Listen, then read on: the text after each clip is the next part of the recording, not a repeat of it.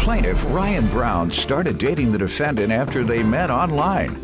But he claims he soon discovered the defendant was still married, and she and her husband were having sex. Ryan's suing his ex-girlfriend for toll violation tickets.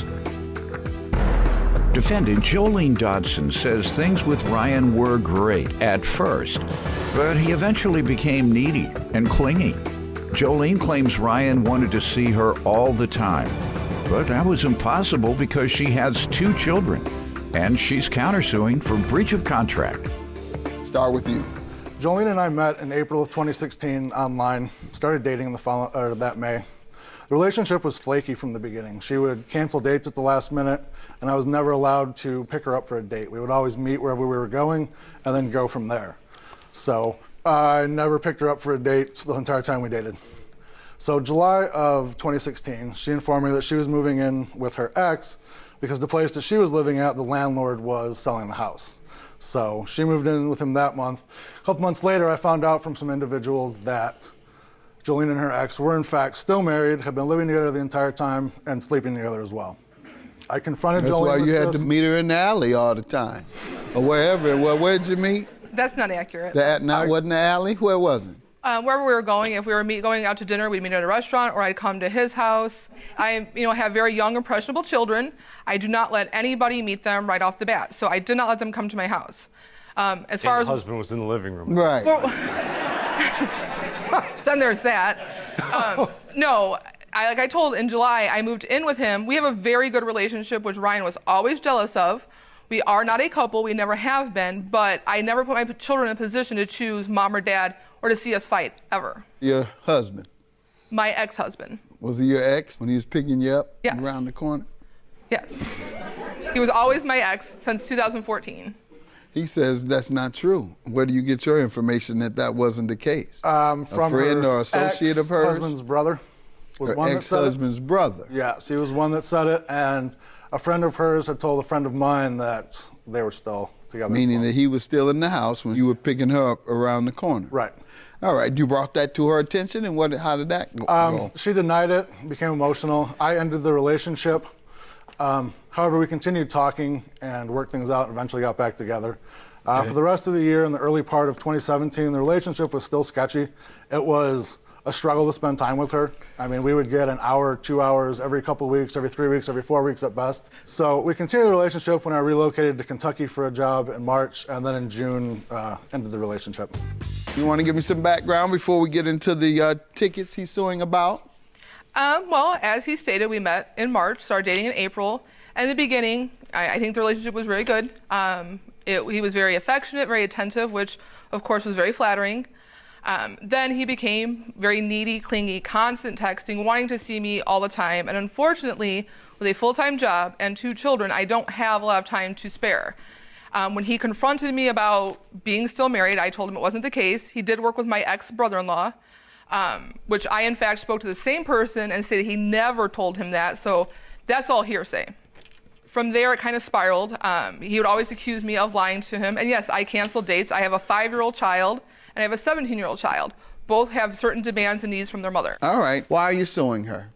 Because, Your Honor, in October of 2016, I purchased her a 2013 Kia Sentra. Optima, I'm sorry. And the agreement was for her to pay all expenses related to the car. For the gas, for the upkeep, for the monthly payments, any maintenance that needed done, it was on her. And she failed to do that by violating with the tolls. I mean, this is what $29,000 worth of toll violations looks like. $29,000? $29,000. I don't believe that, Here's sir. a letter. Let me see that. Here's a letter from Harris and Harris. She went up $29,000, sir. Where she worked, it was 6 tolls per day at $1.10 per toll. That's not correct. And then the first, well, that's what it said on there. So, I mean, if you want to dispute what they have printed out, that's all you. But, and it was $20 for the fine, and then if that wasn't paid, then they added an additional $50 per toll violation. So there were usually 6 tolls per day, so that adds up from the month of March 2017 all the way to December of 2017 until I retook possession of the It goes amount due on one day, $2,500, then amount due if you don't pay it in 30 days, it will be 8,600. That's Am I correct, reading Your that Honor. right? Yeah, you were correct. Wow. Yes, sir. This is the letter I received from Harris see & it, Harris, please. a law firm in Chicago, on December 4th. It was a Monday. When I read that, I immediately called them to ask what this was about, because throughout the time I had been getting those violation notices in the 29,000. mail, I had been scanning them to myself at work and then emailing them to me, and then emailing them to Ms. Dodson and saying, hey, can you please get this taken care of? And I would usually follow it up with a text message. And there's a couple texts printed out here, one from September, another from October, saying... Let me allow her to address it first. Ma'am? Okay. He is correct. He came to me in the very beginning and told me there were some toll violations. And so I told him I had an iPass. I went to the Lincoln Oasis to find out why the toll violations, why it wasn't registering on my transponder. They gave me a new transponder at that point. So unbeknownst to me, I continue obviously to drive back and forth to work. It's 2 tolls each way.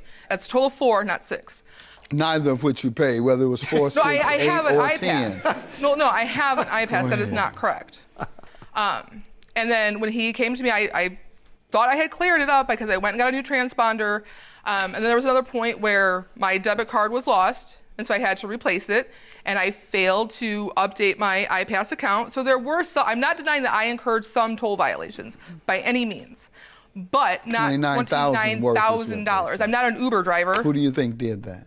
Well, obviously, the car was in my possession, so it looks like I did, but I never got Who do you the think really did it? You say it looks like you, but who do you think really did it? Well, technology fails, so I never had the chance to make So it it was right a technical or fix it. mistake. It could be. I don't know. I've not seen what you're looking at. I forwarded them and sent them to her, and she had them when I had them. I would send them from work and forward them to her personal email. Okay, we can get past that. So circle that and present it to her.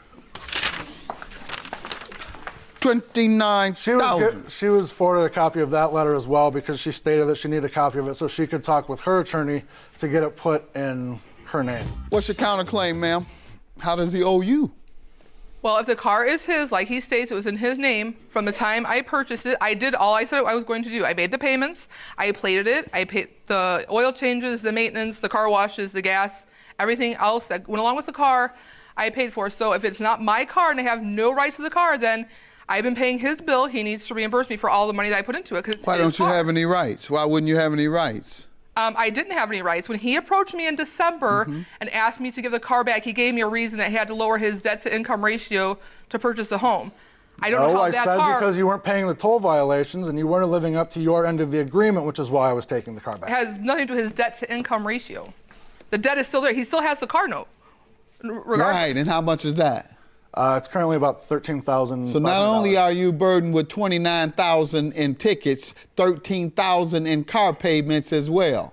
Yes, Your And Honor. why don't we just throw in an extra $5,000 that she wants from you? That's ridiculous, Your Honor. I know it is. Your claim is dismissed. You owe him 30-some-odd thousand. The maximum I can give you today is $5,000. Good luck to you. Have a good day. Your Honor. I appreciate that. You think I'm that dumb? I actually No. do think you're very dumb, but...